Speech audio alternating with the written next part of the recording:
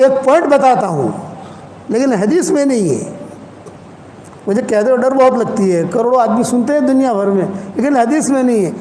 لیکن اہل مدینہ کا معمول رہا ہے, چونکہ مدینہ منورہ میں رہتا ہوں نا, جب بھی کوئی پریشانی آوے, کچھ بھی آوے, تو آدمی جو ہے شہدائے احد کے پاس جاوے, ان کو سلام کرے اور اللہ سے دعا مانگے. بہت مجرب چیز ہے. شہدائے احد سے تو مانگنا نہیں ہے بھئی, نبی سے تو مانگا نہیں جاتا. میں تو کلیئر کرتا ہوں نا, مانگنا کس سے ہے بھائی؟ اللہ سے. دینے والا کون ہے؟ اللہ. لیکن وہ جگہ ایسی ہے جہاں یہ لوگ دفن ہیں کہ وہاں آدمی کی دعا قبول ہوتی ہے. آدمی اللہ سے مانگے کہ اللہ پاک سلام تو میں ان کو کر رہا ہوں, سلام تو کسی کو بھی کر سکتے ہو, مغفرت کی دعا کسی کو بھی کر سکتے ہو, لیکن یہ کہ اللہ سے مانگے کہ اللہ میری فلاں پریشانی ہے تو میری پریشانی دور کر. خاص طور سے جن کے نکاح نہیں ہوتے وہاں جا کر دعا مانگتے ہیں, نکاح ہو جاتے ہیں ان کے. چونکہ مدینہ منورہ میں رہا تو وہ لوگ ملتے ہیں نا, ہمارے بیانات ہوتے, یہ ہوتے, جاتے ہیں, آتے ہیں, جاتے ہیں. وہ تو انہوں نے یہ سفر میں سنا ہے مجھے, یہ کہا کہ اب جب کوئی بھی ایسا ہو تو ہم بھیج دیتے ہیں, جب سلام کریں ان کو, لیکن دعا مانگ اللہ سے. ہمیشہ یاد رکھنا, ہم سلام تو کریں گے حضور صلی اللہ علیہ وسلم کو, لیکن مانگیں گے کس سے بھائی؟ دینے والا کون ہے؟ اللہ. ہر چیز ہر منزل میں اللہ کی محتاج ہے. اللہ کسی منزل میں کسی چیز کا محتاج اور پابند نہیں ہے. احد پہاڑ جو ہے نا, یہ احد پہاڑ حضور صلی اللہ علیہ وسلم دیکھتے تھے, وہ احد پہاڑ کی مستقل فضیلت ہے. اور حضور کہتے تھے احد یحبنا ونحبہ, احد یحبنا ونحبہ, احد ہم سے محبت کرتا ہے, ہم احد سے محبت کرتے ہیں. خاص طور سے جب بارش ہوتی ہے اس وقت میں احد پہاڑ جو چمکتا ہے تو ہم لوگ مستقل دیکھنے کے لیے نکلتے ہیں. بارش سونے کی طرح چمکتا ہے وہ, جب بارش خوب گرتی ہے اور احد پہاڑ کو تو عرب لوگ سب دیکھنے کے لیے آتے ہیں کہ یار کیسا چمک رہا ہے. حالانکہ پہاڑ تو دنیا میں ہم نے بہت دیکھے بھئی. ہم تو لوگ مجھے پوچھتے ہیں کہ مولانا آپ کون سے ملک میں گئے ہو؟ میں نے کہا بھائی یہ پوچھ کون سے ملک میں نہیں گیا, یہ پوچھ کہ کون سے ملک میں نہیں گیا, یہ پوچھ تو پتہ چلے کہ یہاں نہیں گیا. اللہ سب جگہ لے گیا, سب جگہ کا پہاڑ بھی دیکھیں, لیکن اس کی نوعیت ہی الگ ہے. مولانا سید خان صاحب رحمۃ اللہ علیہ فرماتے تھے کہ بھئی یہاں سے تم جو ہے احد پہاڑ پر جاؤ اور اللہ سے دعا مانگو. یہ مولانا سید خان صاحب رحمۃ اللہ علیہ ہمیں کہتے تھے, ان کی تربیت میں رہے ہم, کہ تم جاؤ احد پہاڑ پر جاؤ, شہدائے احد کو سلام بھی کرو, اور احد پہاڑ پر جا کر کہیں پر بیٹھ کر اللہ سے دعا مانگو. وہ قربانیاں جو ہیں وہ اب تک احد پہاڑ اس کی گواہی دیتا ہے, جو قربانیاں دی گئی ہیں. تو حضور صلی اللہ علیہ وسلم شہدائے احد پر گئے اور وہاں جا کر جو ہے انتقال سے پہلے, اور یہ کہا کہ دیکھو تھوڑے دنوں میں تمہارے پاس میں آنے والا ہوں. اور صحابہ سے کہا, صحابہ ساتھ تھے نا, یوں کہا کہ دیکھو میرے جانے کا تم لوگ زیادہ ویلا مت کرنا, میری تمہاری ملاقات حوض کوثر پر ہوگی, حوض کوثر تیار کرنے کے لیے جا رہا ہوں, میری تمہاری ملاقات وہاں ہوگی. جب صحابہ لے کر چلے تو حضور نے فرمایا میرے بھائیوں کو میرا سلام کہنا.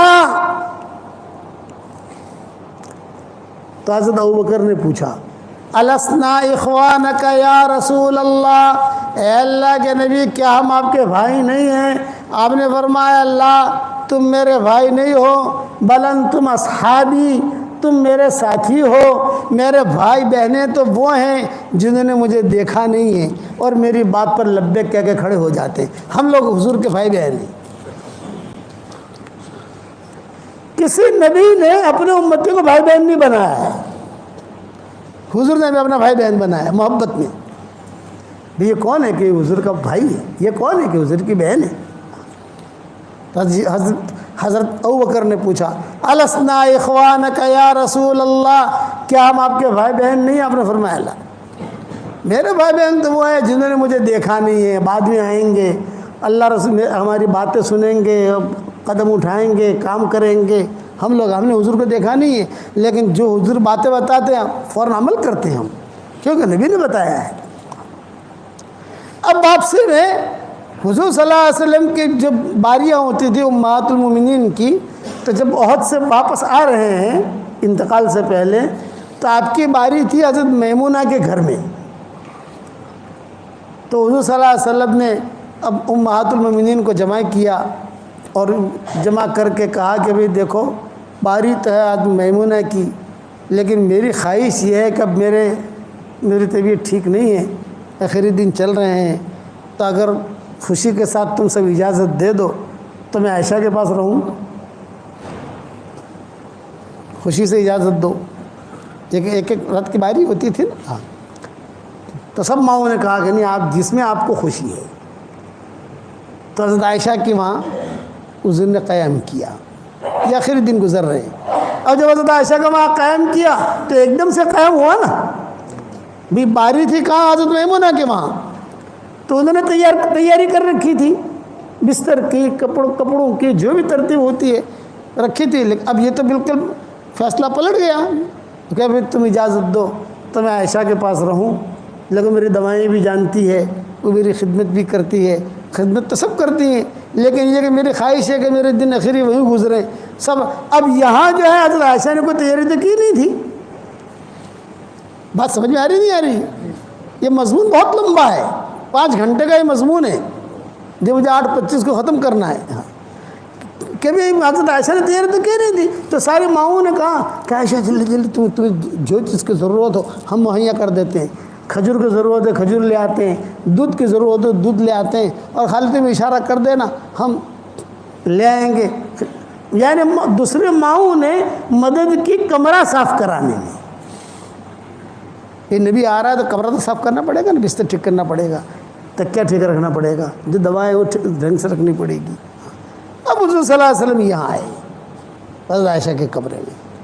حضرت عائشہ کے کمرے میں جب آئے حضور صلی اللہ علیہ وسلم، تو عائشہ رضی اللہ تعالیٰ عنہ فرماتی تھی کہ حضور صلی اللہ علیہ وسلم کے دوسرے دن جب فجر کا وقت آیا تو سارے کے سارے ملاقات کے لیے آئے، حضرت علی بھی آئے، حضرت فاطمہ بھی آئی، سب آئے، امہات المومنین بھی آئی، حضرت ابوبکر بھی آئے، سب آئے، اور سب نے آ کر کہا کہ حضرت عائشہ آپ کی طبیعت بہت اچھی ہے ماشاءاللہ۔ شہداء احد کے پاس سے جا کر آ کر تھا بالکل جوان بن گئے، دیکھو چہرے پر کیسا رونق ہے۔ آپ نے فرمایا ہاں آج مجھے بہت اچھا لگ رہا ہے، وہ جو ٹینشن تھا، وہ جو فکر تھا، وہ طبیعت بے چینی تھی، آج نہیں ہے، آج میری طبیعت بہت اچھی ہے، بہت ہے۔ تو پھر سب لوگ جڑے ہوئے تھے حضور کے ساتھ۔ تو اب حضرت فاطمہ نے کہا کہ ابو جی اگر اجازت ہو، میں کئی دنوں سے یہاں پر ہوں تو میں بھی ذرا علی کے پاس ہوا ہوں، حضرت علی بھی تھے، کہ ہم ذرا گھر چلے جائیں، گھر کو بھی دیکھ لیں ہمارا، کوئی چوٹی وغیرہ ٹھیک کر لیں میں، بال وغیرہ ٹھیک کر لیں میں، گھر کے کچھ کام ہیں دھونے کے کپڑوں کے۔ حسن حسین کو بھی دیکھا نہیں ہے کئی دنوں سے ہم نے، حسن حسین بھی کھڑے ہوئے تھے وہاں، اجازت لی تو آپ نے حضور نے اجازت دی تھی کہ جاؤ تم جاؤ۔ دونوں میں ابھی نکل گئے، حسن حسین تھے، آپ نے ان کو پیار کیا، آؤ تم بھی جاؤ ماشاءاللہ، یہ بھی کھیلتے کھلتے نکل گئے۔ اب حضرت ابوبکر آئے، حضرت ابوبکر نے آ کر کہا کہ حضرت میں جو ہے کئی دنوں سے یہاں ہوں، آج آپ کی طبیعت ماشاءاللہ مجھے بہت اچھی لگ رہی ہے، تو میں بھی بنت خارجہ کے پاس ہوا ہوں۔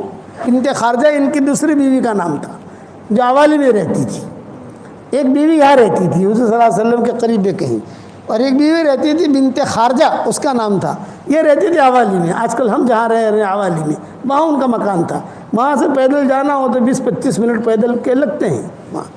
میں وہاں ہوا ہوں، کئی دنوں سے گیا نہیں ہوں۔ آپ نے فرمایا ہاں میری طبیعت اچھی ہے۔ حضرت عمر وہاں کھڑے تھے تو حضرت عمر نے مانگی نہیں اجازت، لیکن حضرت علی نے اجازت مانگ لی، امہات المومنین نے اجازت مانگ لی، سب نے یہ فرمایا کہ حضرت ہمارے مکان بھی ایسے ہی ہیں، ہم نے چوٹیاں بھی ٹھیک نہیں کی ہیں، کپڑے بھی ایسے ہی رکھے ہوئے ہیں، اب تو عائشہ ہے آپ کے پاس یہاں خدمت کے لیے، ہم بھی اپنا کام نمٹا لیں۔ آپ نے سب کو اجازت دے دی۔ حضرت عمر کھڑے تھے، حضرت عمر نے کہا تھا میں جانے کا نہیں، میں نہیں جانے کا، میں نہیں جانے کا۔ حضرت عائشہ سے کہا میں باہر کھڑا ہوں، کوئی بھی ضرورت میں بیٹھا ہوا ہوں باہر گھر کے، کوئی بھی ضرورت ہو تمہیں یا کوئی حاجت ہو، کوئی بھی چیز لانی ہو تو صرف کھٹ کھٹ کرنا، میں آ جاؤں گا۔ حضرت عمر نہیں گئے، حالانکہ ان کی بھی 1-2 بیویاں تھیں۔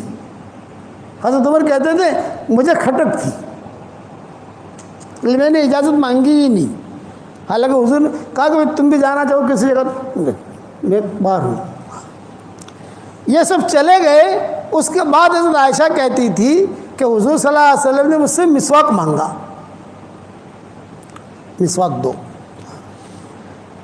تو مسواک تھا میرے پاس، اس کو میں نے اپنے دانتوں سے ٹھیک ٹھاک کر کے حضور صلی اللہ علیہ وسلم کو دیا۔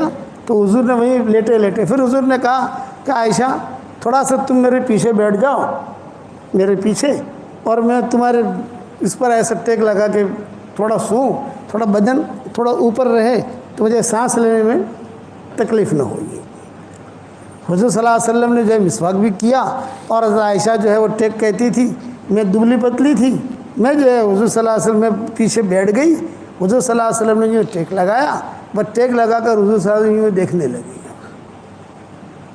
اب میں گھبرائی، میں اکیلی ہوں، سارے تو چلے گئے، سب حضرت فاطمہ چلی گئی، حضرت علی چلے گئے، ابوبکر چلے گئے، سب بڑے بڑے لوگ جو تھے وہ چلے گئے سے، لیکن اتنا میرے دل میں تھا کیا عمر ہے یہاں باہر بیٹھ، عمر ہے، اتنا میرے دل میں تھا۔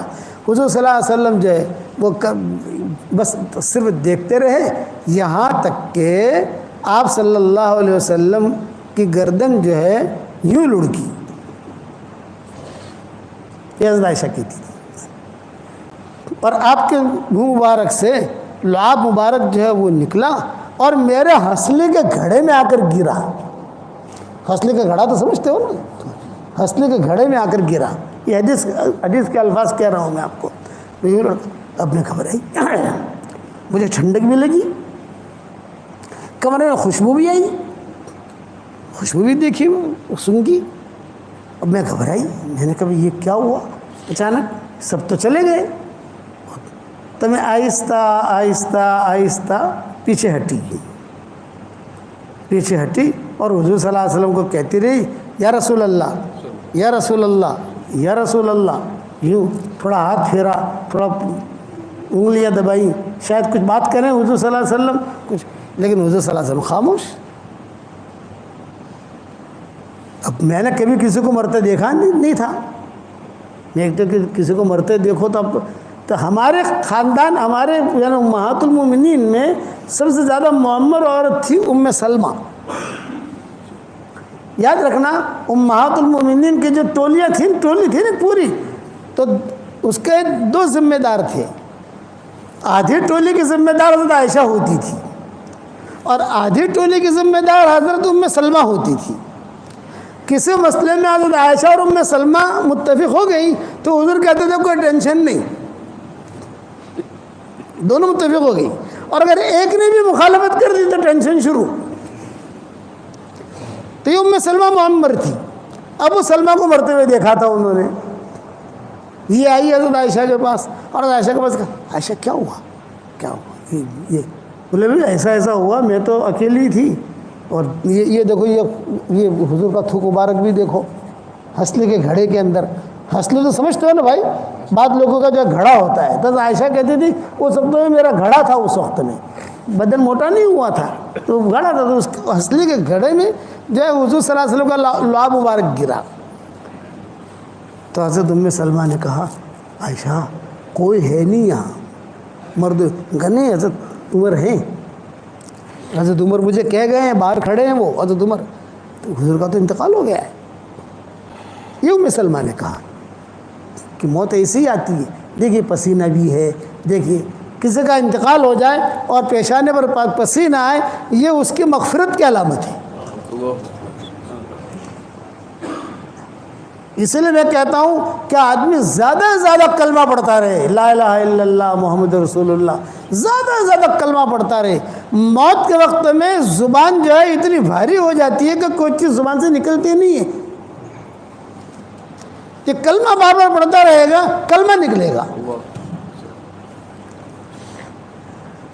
جب حضرت ام سلمہ نے کہا کہ بھئی یہ تو حضرت عائشہ کہتی ہے کہ مجھے تو پتہ ہے حضرت عمر وہاں ہے، تو فوراً جائے دستک دی، فوراً کھٹ کیا۔ تو حضرت عمر نے کہا کچھ کہنا چاہتی ہو عائشہ؟ یہ فرمایا گیا تمہارے نبی کو دیکھو کیا ہو رہا ہے، صحابہ اور بھی تھے۔ تو حضرت عمر کہتے ہیں کہ میں نے کہا کہ تم بقیع کی طرف منہ کر کے کھڑی ہو جاؤ، بقیع جو ہے مشرق کی طرف ہے، کہ بقیع کی طرف منہ کر کے کھڑی ہو جاؤ پردے کے ساتھ، میں آتا ہوں اندر۔ حضرت عمر آئے، حضرت عمر کے ساتھ مغیرہ ابن شعبہ بھی آئے، یہ دو آئے. اور انہوں نے جو آ کر دیکھا حضرت عمر نے اور کہا، اور جو حضور صلی اللہ علیہ وسلم کے پیشانی پر ہاتھ بھی رکھا، ہاتھ بھی دبایا، پاؤں بھی دبایا حضرت عمر نے، کہ حضور خاموش. اور مغیرہ بن شعبہ بھی خاموش. حضرت عمر نے کہا ایسا گھبرانے کی بات نہیں ہے، غنود کی تاریخ ہوئی ہے اور بہت سخت غنودگی ہے، تھوڑی دیر میں انشاءاللہ غنودگی ختم ہو جائے گی، ٹینشن مت لو، حضور کا انتقال نہیں ہوا ہے. یہ حضرت عمر نے کہا کہ حضور کا انتقال نہیں ہوا ہے، غنودگی ہے، گہری نیند میں ہے حضور، اور تھوڑی دیر میں غنودگی ٹھیک ہو جائے گی. وَأَمَّا سُكُوتُ مُغِیرَةَ يُحَيِّرُنِي، حضرت عمر کہہ رہے ہیں کہ انتقال نہیں ہوا اور مغیرہ بن شعبہ خاموش ہیں، تو ان کی خاموشی مجھے ٹینشن میں پیدا کر رہی تھی. ایک بول رہا ہے دوسرا کیوں نہیں بول رہا؟ بھئی بولے تو دونوں بولے نا. بھئی مغیرہ بن شعبہ خاموش کیوں؟ یہ بڑے آدمی ہیں. وَأَمَّا سُكُوتُ مُغِیرَةَ يُحَيِّرُنِي، مغیرہ کی خاموشی یہ مجھے ٹینشن میں ڈال رہی تھی. یہ کہہ کر حضرت عمر تو چلے گئے، مغیرہ بن شعبہ بھی چلے گئے. اب گھر میں اکیلی مائیں آئیں تو سب نے کہا نہیں حضور کا تو انتقال ہو چکا ہے. اب ہم ششو پنج میں باہر گئے تو باہر صحابہ تھے، تو باہر صحابہ نے حضرت عمر سے پوچھا کیا حال ہے حضور کا، کیسے طبیعت ہے؟ یہ فرمایا کہ بہت سخت گہری نیند میں ہے حضور صلی اللہ علیہ وسلم، انتقال نہیں ہوا ہے. تو ایک صحابی نے حضرت مغیرہ بن شعبہ سے پوچھ لیا، ارے بھی تم بھی تو گئے تھے اندر، کیا ہوا؟ تو اب مغیرہ بن شعبہ نے کہا عمر جو سمجھے ہیں غلط سمجھے ہیں، میں جو سمجھاؤں صحیح سمجھاؤں. پھر آپ کیا سمجھو کہ حضور کا یہ وصال ہو گیا ہے. یہ حضرت مغیرہ بن شعبہ نے کہا. یہ کہا صحابہ میں سب سے پہلے حضور کے انتقال کی خبر دینے والے مغیرہ بن شعبہ ہیں. ماں ایسا کہتی تھی کہ ہم تو شش پنج میں تھے، انتقال ہوا ہے کہ نہیں ہوا، اور عمر نے منع کر دیا تو ظاہری بات ہے حضرت عمر کی بات کا اعتبار ہے. تو جب یہ دونوں باہر گئے تو ہم بھی دروازے پر کھڑے ہو گئے، کیا باتیں کرتے ہیں دروازے پر، اور وہاں صاحب آپس سے بات کر رہے تھے. کوئی کہہ رہا تھا انتقال ہوا. حضرت مغیرہ بن شعبہ نے کہا نہیں بھی دیکھو عمر جو سمجھے ہیں وہ غلط سمجھے ہیں، میں جو سمجھاؤں صحیح سمجھاؤں، کہ حضور صلی اللہ علیہ وسلم اللہ کے وہاں چلے گئے. اب اتنا حضرت عمر کو سننا تھا، حضرت عمر جذبات میں آ گئے. یہ فرمایا خبردار جس نے کہا کہ حضور کا انتقال وہ اپنا انتقال سمجھ لے. تلوار نکال لی، حضور کا انتقال ہونا ہی نہیں ہے. ابھی تو کتنے کام باقی ہیں یہودیوں کے، بے ایمانوں کے سارے دنیا میں دین پھیلنا ہے، یہ باقی ہے، یہ باقی ہے، یہ باقی ہے، یہ باقی ہونا ہی نہیں ہے. ابھی وقت مرے جائیں گے دنیا سے، لیکن ابھی نہیں، ابھی حضور کا انتقال نہیں ہوا ہے. اب مغیرہ بن شعبہ جو ہے سہل گئے، ڈر گئے، گھبرا گئے، بڑے آدمی ہیں. بس یہ مضمون یہاں پر ختم کرتا ہوں بھائی. کتنے بجے؟ 8:30 بجنے آئے. یہ مضمون انشاءاللہ بعد میں پتہ نہیں کیسے شروع ہوا ہے. یہ مضمون بعد میں سنائیں گے، ہمیں ہمارا 2 گھنٹے کا سفر بھی ہے بھائی. اب آپ لوگ اب جب بھی اللہ مجھے دوسری مرتبہ لائے تو خالی یہاں تک کہنا، یہاں تک کہا تھا تم نے، تو بعد میں آگے بیان کریں گے انشاءاللہ. اتنا لمبا مضمون ہے، پھر کیسے حضور کا انتقال ہوا، پھر کیسے جو ہے جنازے کی نماز پڑھی گئی، سب کیا. میں تو آپ حضرات سے ایک درخواست کرتا ہوں، میں آپ سے کچھ ہدیہ لینے آیا ہوں، مجھے ہدیہ دو گے بھائی؟ دیکھو آواز ڈھیلی پڑ گئی. ارے ہدیہ دو گے کہ نہیں دو گے؟ دیکھو ہم چندہ نہیں مانگتے، میرا کوئی مدرسہ نہیں ہے، کوئی چندہ نہیں مانگتا، لیکن ہدیہ ضرور مانگتا ہوں. دو گے بھائی؟ بتاؤ.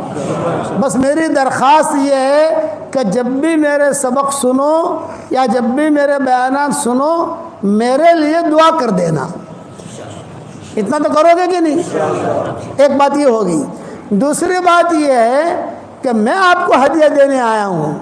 10 مرتبہ سورہ اخلاص پڑھ لو تو جنت کے اندر ایک محل تیار ہو جاتا ہے. آج کل میرے شاگردوں کو کہتا ہوں 313 مرتبہ سورہ اخلاص پڑھنے کی عادت ڈالو. 31 بنگلے جنت میں تیار ہو جائیں گے انشاءاللہ.